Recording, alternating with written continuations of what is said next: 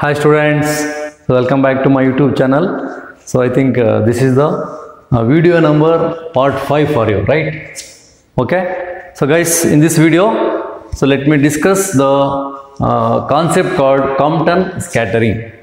Okay. So in the X-rays, so we come across the scattering of X-rays. So basically, we have to discuss how this scattering takes place with the materials. When the X-ray is incident on any particular material, how the scattering of X-rays takes place. So that material may be a crystalline material or non-crystalline material. Okay. So that phenomena of scattering with the given material will help you to analyze what kind of material it is also. Okay, and what is the phenomena takes place when the X-ray is incident on the material, what is the phenomena takes place. So this kind of experimental study is done by the scientist called Compton.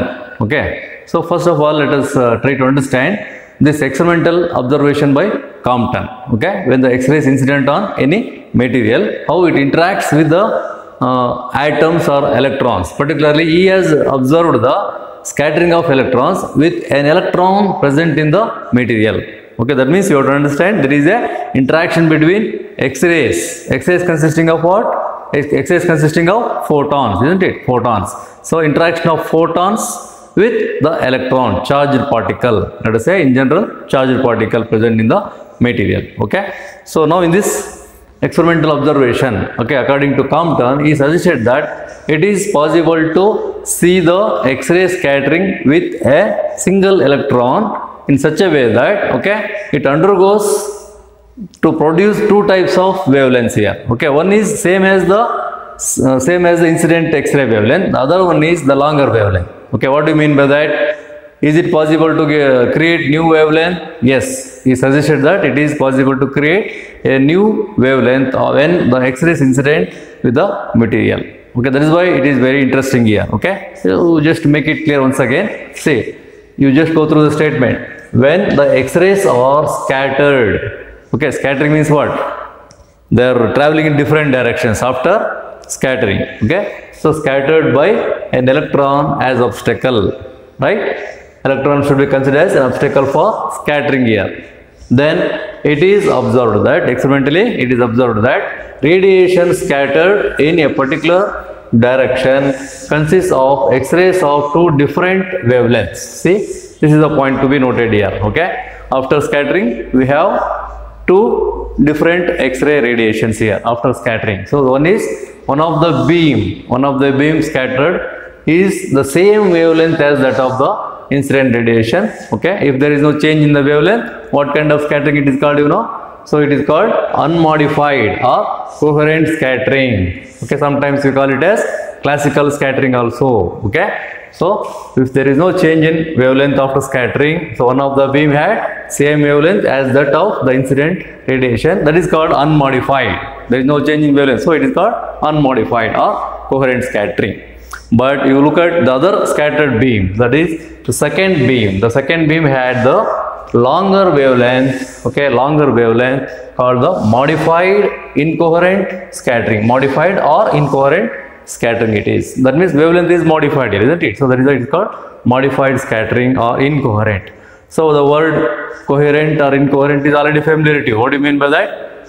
If the incident wave radiation is in same phase after scattering also. Okay, that means scattered light and incident light both are having the same phase of radiations, then it is called coherent. Okay, if they are out of phase, then it is called incoherent. So that out of phase is depending upon the change in wavelength or frequency particularly. Okay, so second beam is observed with the incoherency in the scattering. So just look at the diagram to understand it better. Okay, so here we can see that the incident X-rays, okay, so the incident X-ray photons are incidenting on a particular electron here, isn't it? So you consider this as an electron in the material. Okay, so this interaction between the photon of the X-rays and electron will give you the scattered radiation. Okay, where is the scattered radiation? You consider, so one of the beam is almost in the same direction. So this is considered as the unmodified X-ray beam. Okay, unmodified X-ray beam. So and the second one is the scattered photon consisting of the change of wavelength, that's what is called modified. Okay, so this is unmodified beam and this is modified beam. So that we can see the change of energy also. Okay, see, if the incident energy is having the energy equal to, according to Planck, you can consider it as E is equal to h nu, Planck's photon energy, isn't it? So h nu, where nu is a frequency, so you can write it as hc by lambda also, because frequency is equal to c by lambda, right? So that energy is going to be distributed now into different scattered beam, so that the energy of the photon after scattering you can consider it as E is equal to h nu as hc by lambda. So this photon may be same energy as that of the incident photon, so that is called unmodified photon indeed. Okay, unmodified, where wavelength is same as this lambda. So whereas the scattered photon consisting of change of wavelength, that means modified wavelength, is because of the change of energy, that is E dash is equal to h nu dash. Okay, or you can write hc by lambda dash. C is same, velocity of light is same for all the radiations, whereas wavelength is lambda dash now. So this lambda dash is now considered as greater than lambda. So what do you mean by that? Lambda dash is greater than lambda means the scattered wavelength, one of the beam scattered wavelength is greater than the incident photon radiation. Okay, so this particular phenomena is considered as the Compton effect or Compton scattering. So that is because of change of energy, I said, no, that is why it is called Compton effect also. So that you can read what is Compton effect also here. See, the change in wavelength is due to, okay, is due to loss of energy of the incident X-rays. Okay, there is a loss of energy here. Okay, that is why E changes to E dash, I said. Okay, loss of energy of the incident X-rays due to what kind of interaction? Elastic interaction. Elastic interaction, and is called the Compton effect. Okay, elastic interaction means there should be two particles, so that when they undergo interaction, so the energy transfer takes place from one particle to other particle. Okay, during the collision. So in this case, which are the two particles? So electron is one particle. Okay, incident photon is assumed as another particle here. Okay, so that means this particular experiment is exhibiting the particle nature of the photons also. Okay, not the wave nature. Particle nature of the photons can be exhibited by this experiment here. So there is a transfer of energy from photon to electron, and hence it is a elastic type of scattering. Okay, so due to change of energy, due to loss of energy of the incident photon, so new photon is emitted with the longer wavelength. Okay, should remember the phenomena in that way. Compton scattering or Compton effect.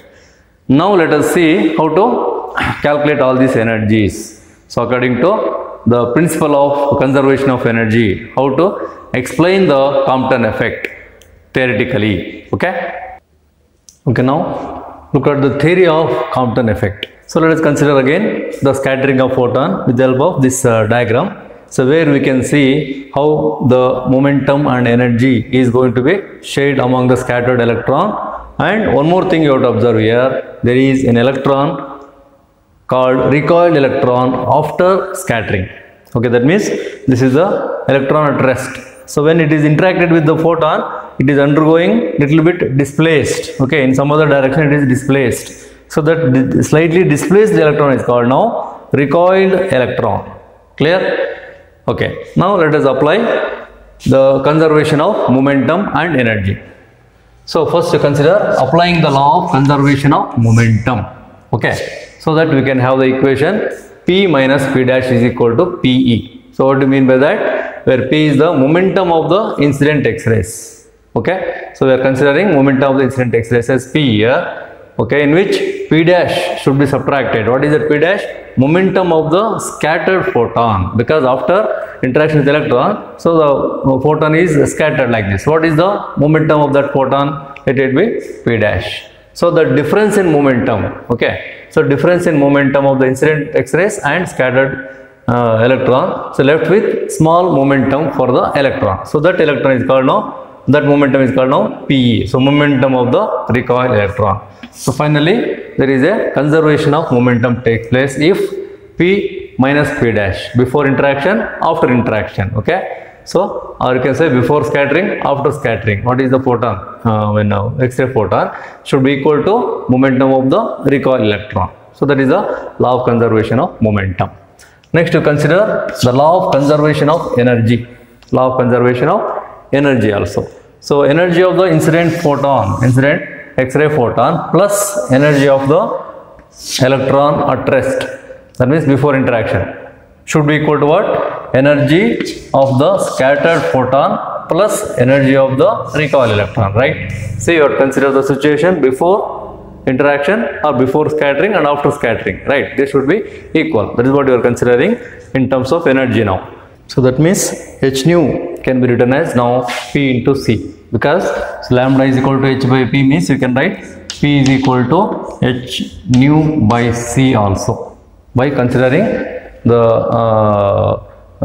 lambda is equal to h nu by C. So we can write P is equal to h nu by C also. So that is why by cross multiplication again h nu is equal to what? P into C, isn't it? So right now P into C. Similarly, so h nu dash is also equal to P dash into C. So remaining is same, m naught C square plus energy of the recoiled electron. Okay, you get the equation 3. Clear? Okay. Now, so let us consider the diagram again. So here, after scattering, so we have the two different directions for the photon and the recoiled electron, right? So that we can resolve these directions into x-axis and y-axis. Okay. So vectors can be resolved into x and y axis. You look at this resolved components. So here the photon is scattered with the angle phi. Let us consider the scattered angle is phi, making the angle with the incident direction of the incident ray. Okay. So where theta is the angle of scattered recoiled electron. Okay. So let us consider now.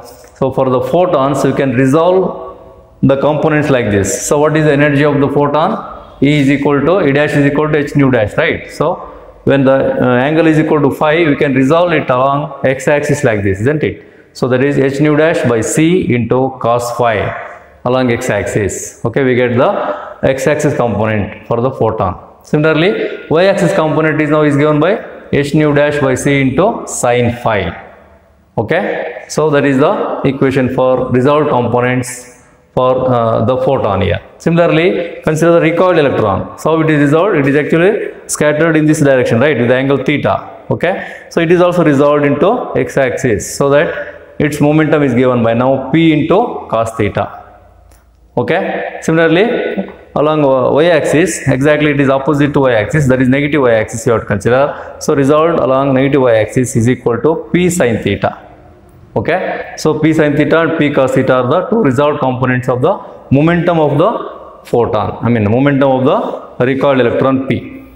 Okay, so with the help of these resolved components, now let us write the equation as by applying the law of conservation of momentum again along and perpendicular to the direction of motion of the incident photon. Along the direction of motion of the incident photon, you compare that now. So P plus 0. So what do you mean by that P plus 0? Along the x-axis, what is the momentum of the incident photon? P.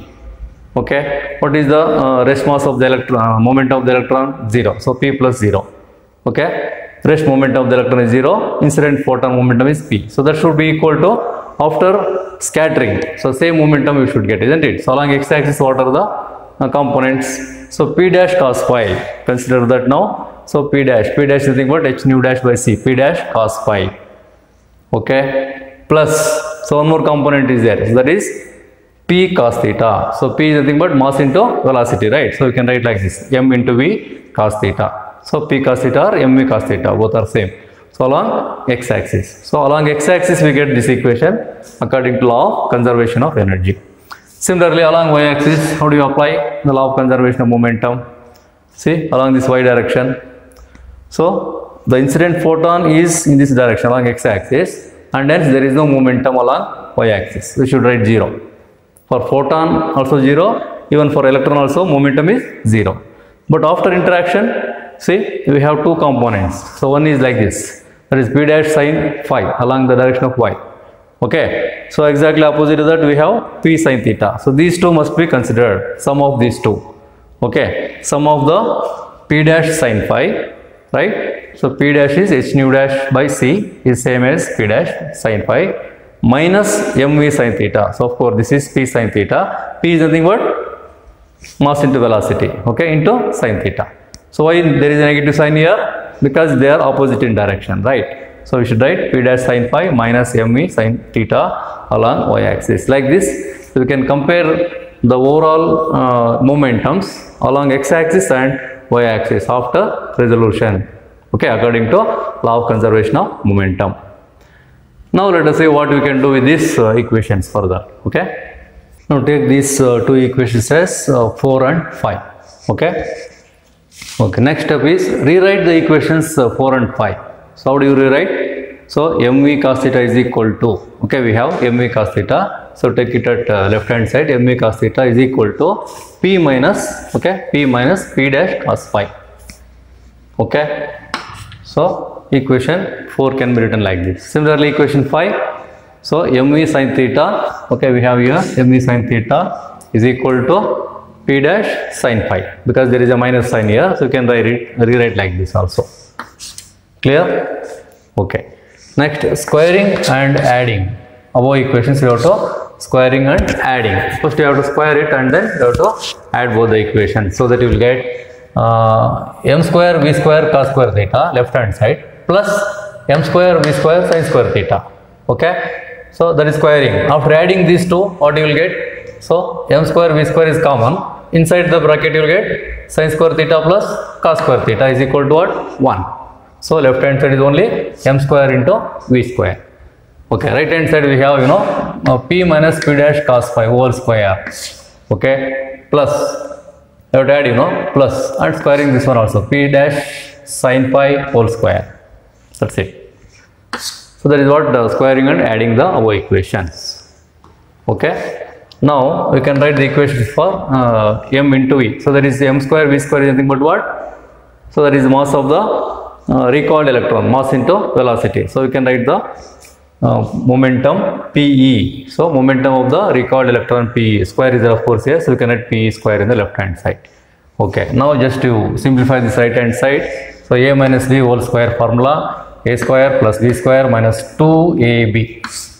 According to that you can write like this, plus p dash sin phi whole square. Okay, so in that again p square minus this 2pp dash cos phi. Again we have p dash sin phi whole square, here p dash cos phi whole square. So we can take it as p dash square as common. Inside the bracket we get sin square phi plus cos square phi is equal to what? 1.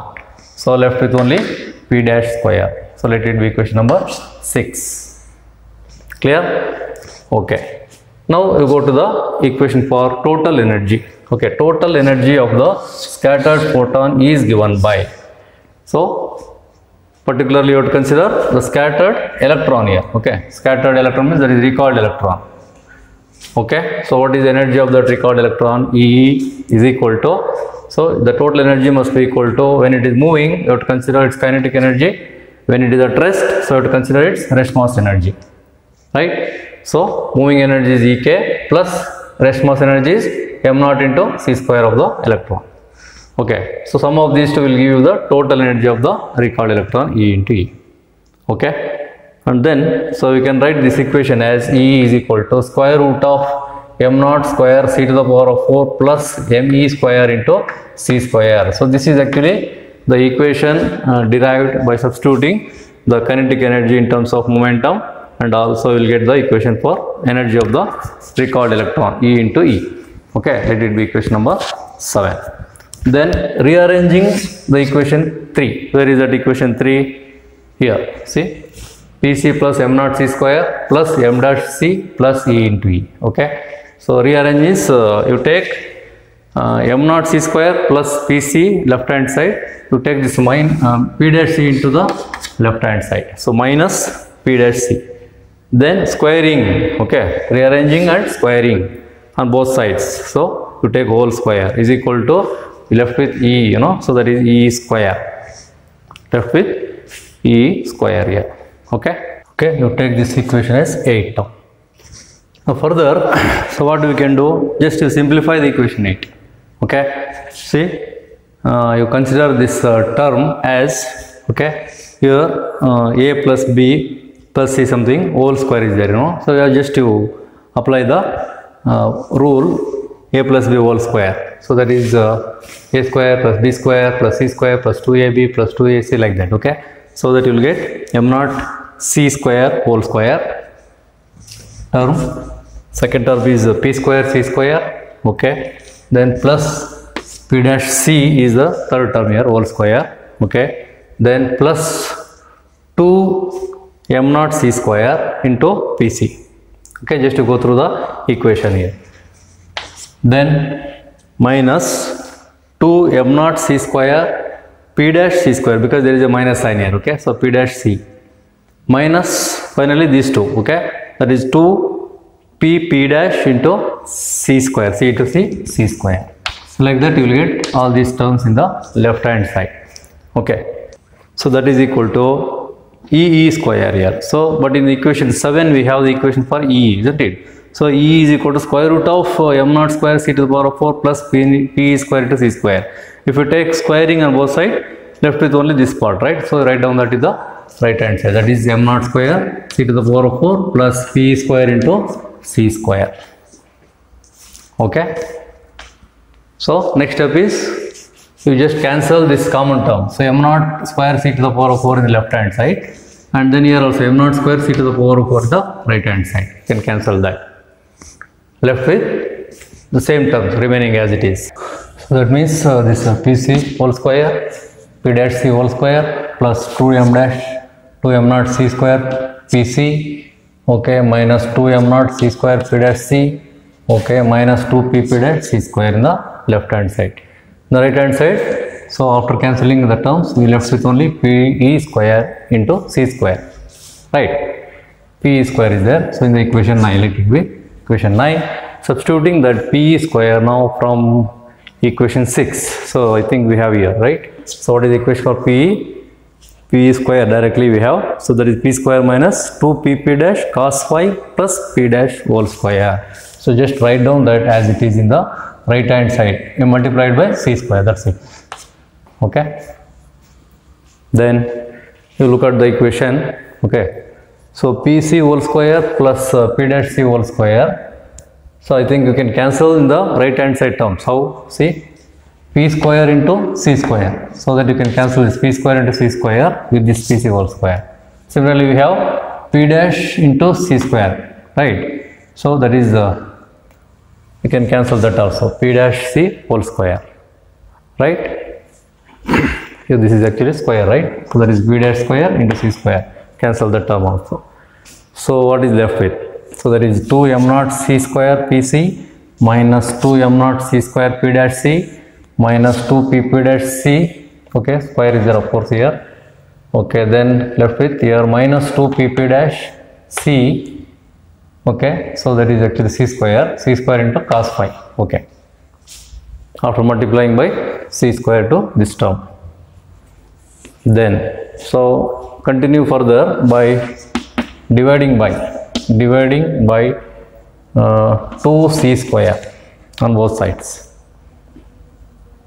So left with m naught pc here, see, dividing by 2c square will get 2 and c square cancels, left with m naught pc, correct? Here also cancel by 2c square, 2 and c square cancels, minus m naught p dash c, and here minus p dash only after cancelling 2c square. Okay, the right hand side also I think we have 2c square. Where is that? Yeah, here 2 p dash c square into cos phi, so that you cancel again 2c square. So left with minus p dash cos phi. Okay, is it clear? Okay, then you take common m naught into c, take m naught into c common, into p minus p dash in the bracket is equal to, okay, here when you take p dash in the right hand side you can take common, p dash is common, into 1 minus cos phi. Okay, just follow the steps clearly. Now by cross multiplication you can write p minus p dash divided by p dash. Okay, take this p dash in the denominator is equal to m naught c in the right hand side denominator, 1 minus m naught c into 1 minus cos phi. Okay, so divide this each term by p dash, you will get 1 by p dash minus 1 by p. is equal to what? 1 by m naught c into 1 minus cos phi. Okay, so now this equation 10 is in terms of wavelength, change in wavelength after scattering. Now you can write the same equation now in terms of change in wavelength. That is what required, isn't it? So what is change in wavelength? You have to see in the equation. Substitute the equation of momentum in terms of wavelength using the de Broglie concept. That is, see, since p dash is equal to h by lambda dash and p is equal to h by lambda. Okay, so that you can write now equation 10 in terms of wavelength as, okay, substitute here p dash as h by lambda dash, you know. So lambda dash comes into the numerator. So therefore, lambda dash by h minus p substituted. So that you will get lambda by h is equal to 1 by m naught c into cos phi. And the right hand side as it is. Okay. So take 1 by h common. 1 by h common, left with lambda dash minus lambda.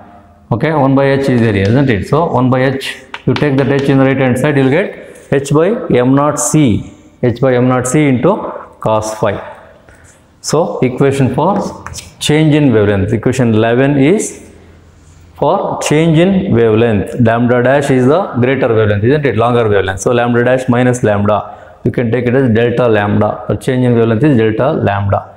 Okay, that shift, okay, wavelength is shifted to higher wavelength, you know, we call it as Compton shift also.